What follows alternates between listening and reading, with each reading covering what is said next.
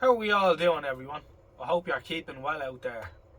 So, once again, output on the channel has gone sporadic due to trying to do other stuff around the place and other commitments and what have you. But we hope that in the near future things will normalise themselves once again, where I can have regular output here. And we've lots of things to get through here. Too many things to get through. However, we are looking forward, and looking forward we are indeed, to the RetroTech, formerly NVCF show, which is at the start of May, and myself and my good lady will be going over to that. And I've been gathering up a few bits and pieces for the British Vintage Wireless and Television Museum stall. So they run a stall at the show, and they'll sell bits for you, or you can donate bits to them and they get a couple of quid to keep the museum running. A place that's well worth visiting. I haven't been yet myself, but it's a place that's on the bucket list for sure. So hopefully I'll get down there someday and have a look around. It's in South London, Dulwich. What else are we going to do? I'm going to talk tonight about this Pi 15A little radio here. I'm just going to see if there's any life left in it, as I often do here on this channel. It's usually moderately entertaining at best.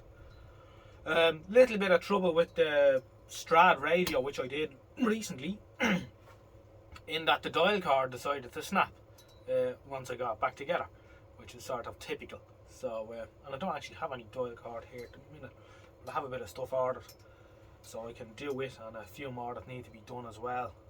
So this is a Pi 15A, just post-war, and we will have a look at them. The cabinet's in good nick, even though the speaker cloth is seen better days for sure. Cabinet is actually okay. We'll zoom in to normal zooming length. Yeah, speaker cloths had it. There's one or two little holes in the speaker that look like woodworm holes where they've at the cone itself, but there don't seem to be any holes in the cabinet. Funny enough, so they obviously weren't that hungry.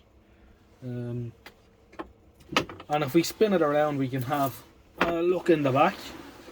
We have the back, we've no screws, but we do have a few of those nice big flatheads Pi screws around somewhere from radios that were not as fortunate as this one. So we've got an ECH35, an EF39, an EBL31, a rare and expensive valve now I am told, and an AZ31 directly heated rectifier.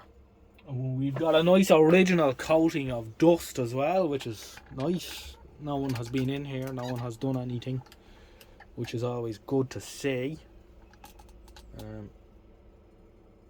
That lifts our spirits slightly. Nothing worse than getting into a radio that has been destroyed by the Bluetooth brigade or what have you.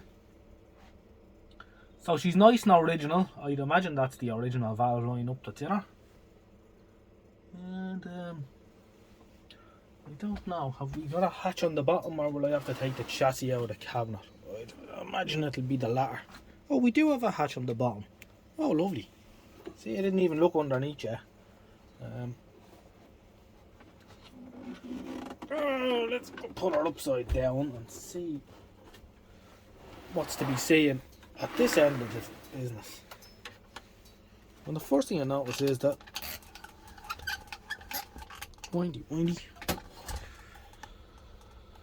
What's it say? Caution, receiver to be switched off and mains input plug detached before removing this panel. Well, it's rusty screws that have kind of partially pulled through. I'll get a good flathead screwdriver, Jojo.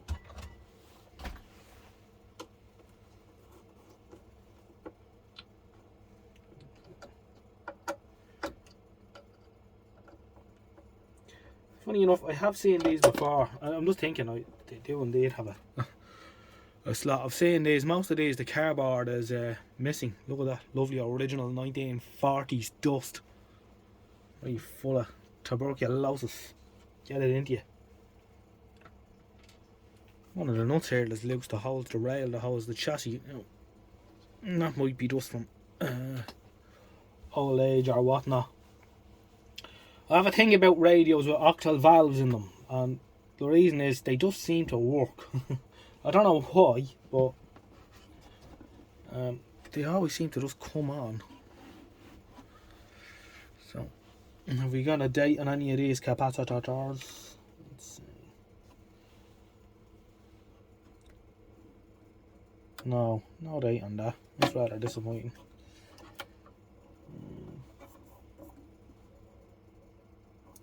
Can't really read this one, but I think it's an 8 microfarad. And that's a 16, so I'm going to say that's the... Well, let's see. I think these are being added in at a later stage. Would it be fair to say?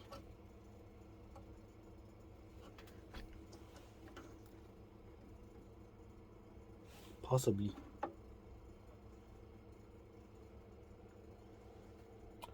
Yes, that's what has happened. We can see that it has had a repair at some stage in the past. The original electrolytic here has been disconnected, the chassis mounted one, and these have been added in underneath, as was the style of the times. And this here doesn't look to be original Pi specification either. A little tag strip here has been soldered to the chassis to hold this cap in place, and the wires moved for the HT, so the HT is sitting here, and it then goes off in all different directions. So what should we do?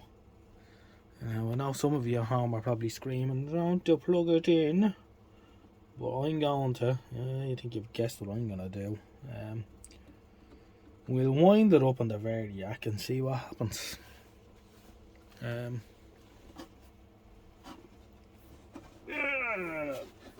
It's only an old radio, you know.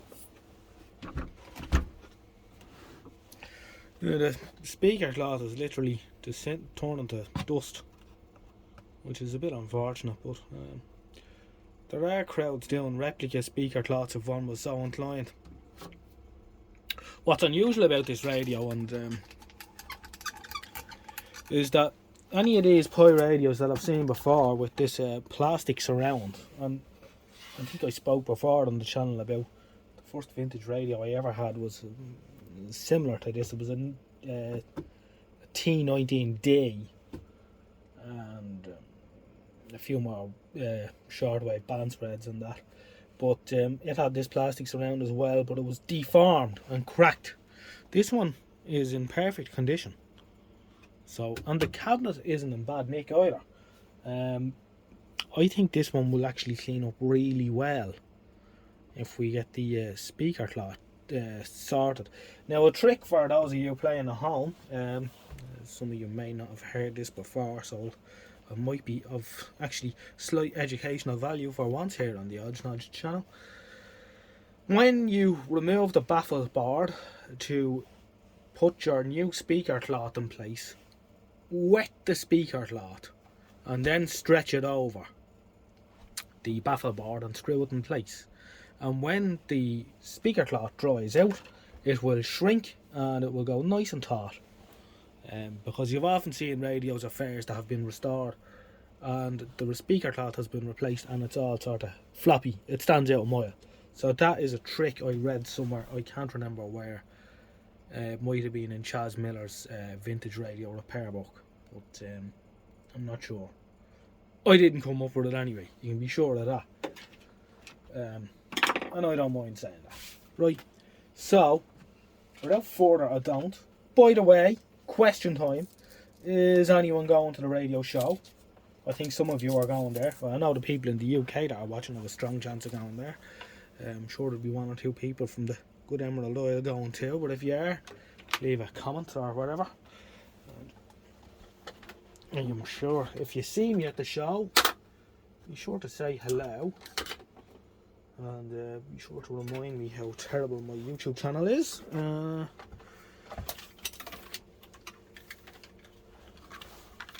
It's always a good bit of fun anyway, if nothing else.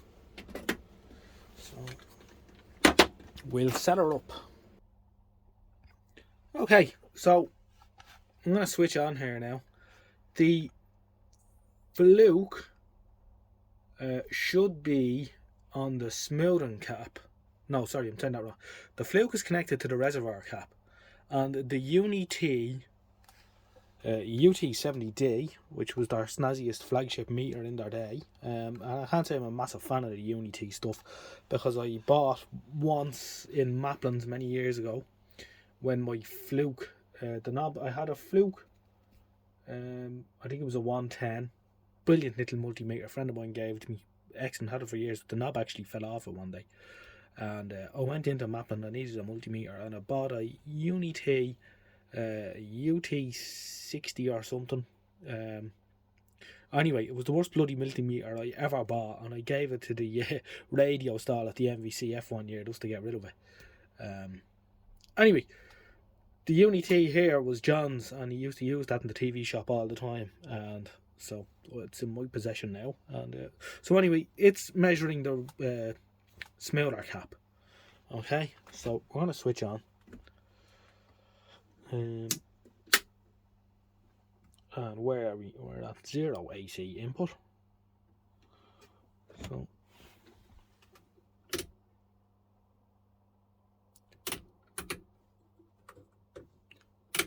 let's see.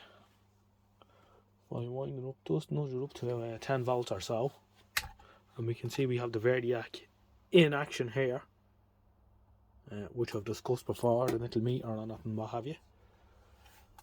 Let's see if anything starts to happen here. Directly heated valve rectifier.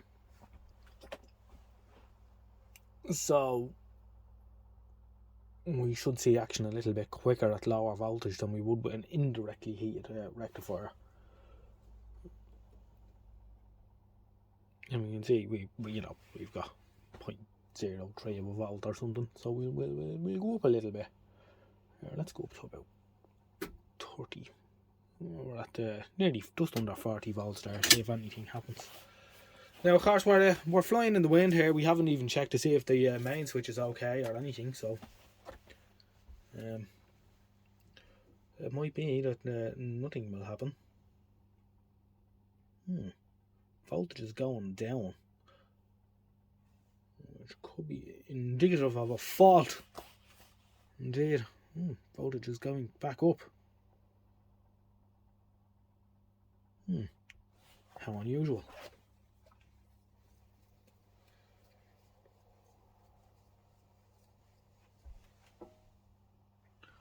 The other thing I should mention as well is that the speaker is the speaker has a field winding on it, field coil winding, which is obviously used for smoothing as well. So we're going all the way up to 0.1 of a volt. Right, that's see, I know you love this. This is very exciting, obviously. Reforming capacitors and all with the old Verdiac. Not the way most people would choose to do it, but I haven't had any problems here so far using this method. Especially when you're monitoring voltages, if anything does go horribly wrong. You know, if there's a large discrepancy between meter A and meter B, it means that there's something wrong. So we don't seem to be heading in the right direction there. I'm going to turn this up another bit though. Let's see if we can get some real action now. That's 70 volts. Whoa! There we go. Stuff is happening. We've 80 volts going into her. I should also point out that the tap on the transformer is on the 215 to 230 volt tap. 50, let's see.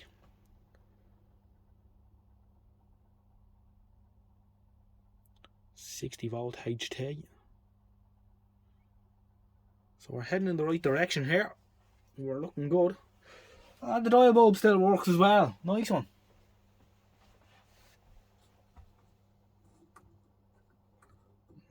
Not enough action yet for sound.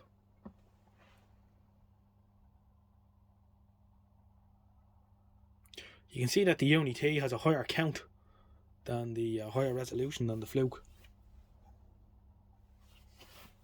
Now, voltage is starting to go down. Now, I wouldn't get overly concerned about that just yet, because that could mean that the heaters are just starting to wake up in the valves, and there's a bit of a load coming on now.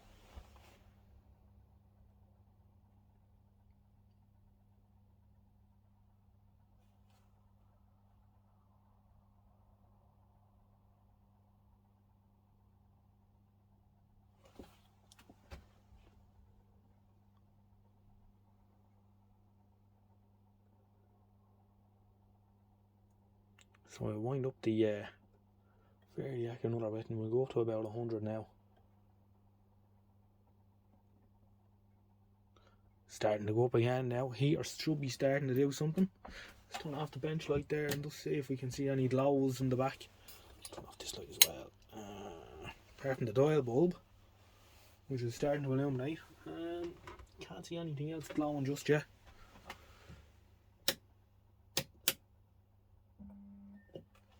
You can do it.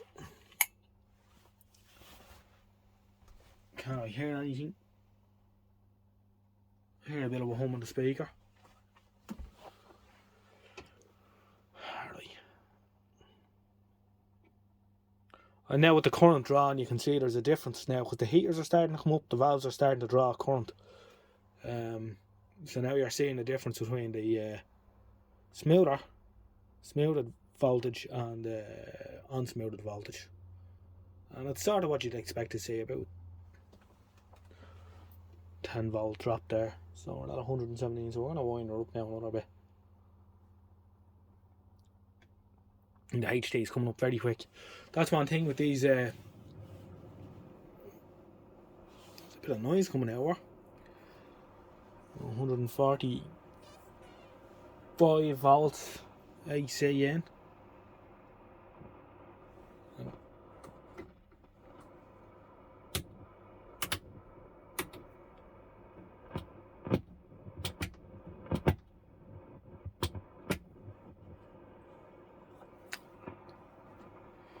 I don't know what that noise is. Let's wind her up another little bit.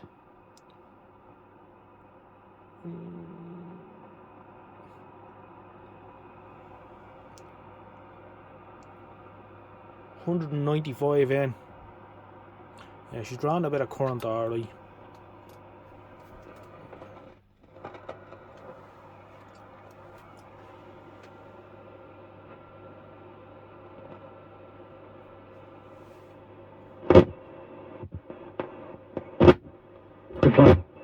Hello? That Moscow considered not only gas but any trade as a... Well, that's already He said that no one in Europe can hope to maintain...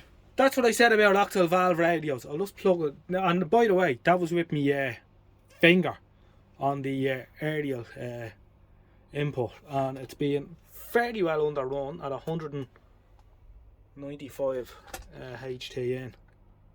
So we're not going to muck about it too long because we all know what these old caps do, but I am going to hook an aerial up to it and have a quick whiz around the band. Okay, so I've hooked up the aerial to it. Removed. A second motion tabled by the beautiful sounding radio. To remove the carbon tax. You can imagine what it's going to be like when it's done. It's been confirmed that the Secretary General... They knew what they were doing back then. I'm going to wind up the AC now to where we would expect it to be. Next Wednesday.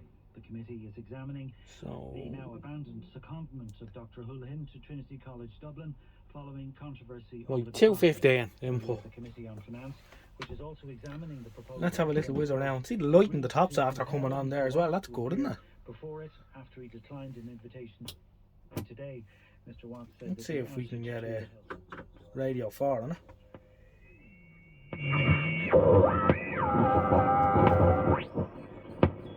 Moscow released a former U.S. Marine, Trevor Reed, who was convicted of assaulting Russian officers following a trial denounced as a theatre of the absurd. United States move that a bit. We'll keep an eye on them, just in case. If this one starts to go down really quick, and this one starts to follow, we know we've got a big problem. Lord Frost has told this program the Good Friday Agreement is on life support. A little bit of instability, you know. From Great Britain.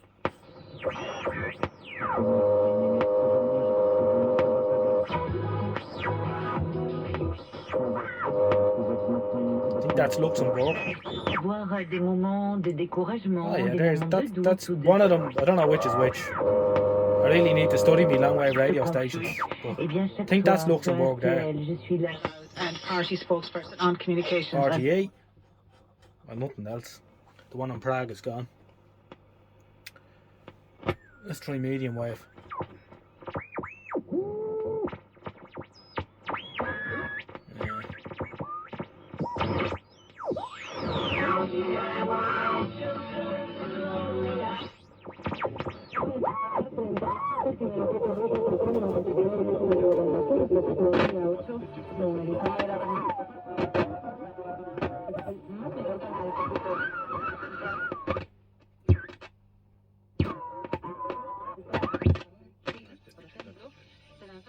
metallisation on the EF39 was not making contact. See that? Whistle's gone straight away.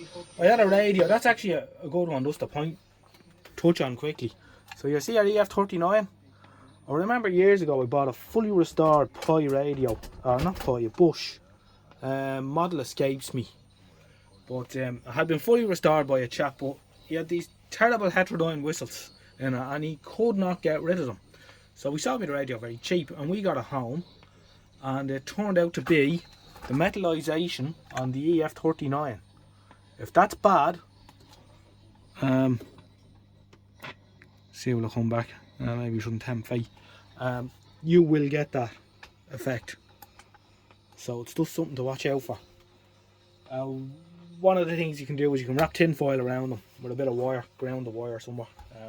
Game ball. That's what I did in that case.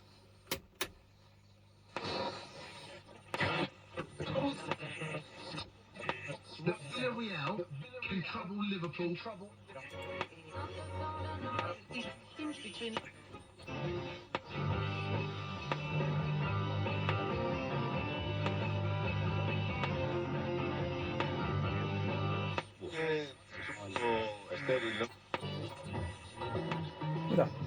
The volume control isn't even noisy. I haven't done anything to this radio at all. Now you all at home know, watching that, I am going to change a few components in the very near future before we do much more driving with this. But listen to that. The switches aren't even noisy. Look. Incredible. Sounds great.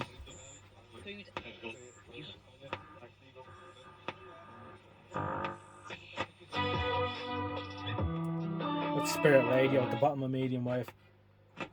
Actually, we should go all the way up and see, can we hear? I wonder, is that a Dutch pirate there at the very top of medium wave? Whoever it is, they're playing a bit of Leonard Cohen.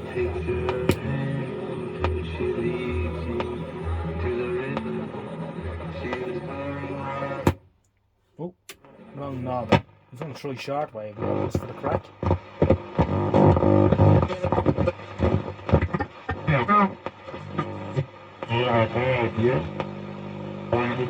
Bit of 20 metre action.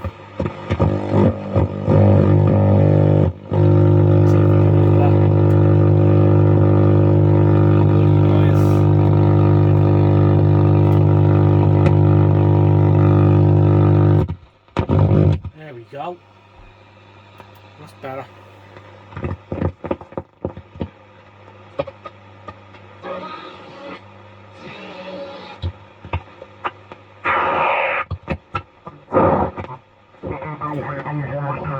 It should also be pointed out that radios that have a field coil magnet for the speaker that's used for smoothing will have a bigger drop than one that uses a resistor in the smoothing network.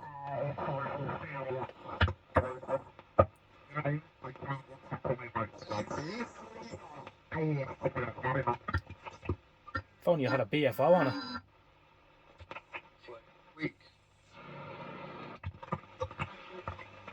Before.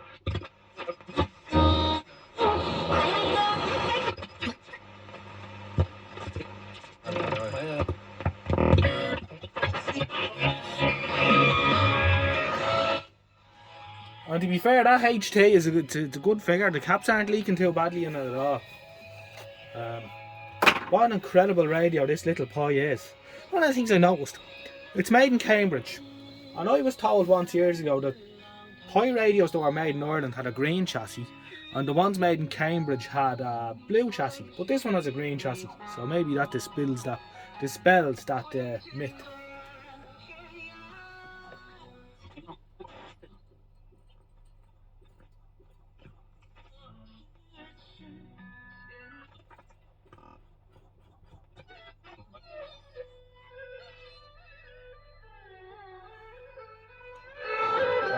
Bit of my traditional Chinese music and shortwave, which you all know that I'm very fond of. I don't think there's any more to say about this one. I'm blown away by the performance of the radio. I you've often seen me here wind up radios in the Variac that have been out of service for many, many years, such as this one here. But they usually have some sort of, you know, noisy pots, noisy switches, etc. I mean, this one just works. I'm surprised.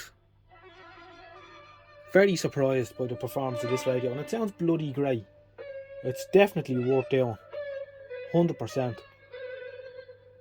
I have to start finding somewhere else to put all these radios. I'm running out of space, but this one for sure is a keeper. I think of another one of these kicking around as well, or something very similar to it, which we'll have to dig out. See what's on 49 meters.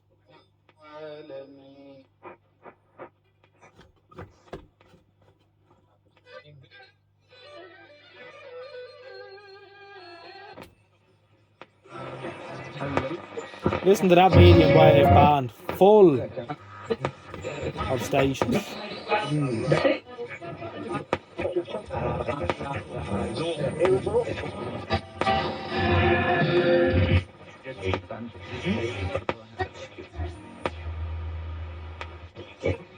Se ha referido a dos mujeres.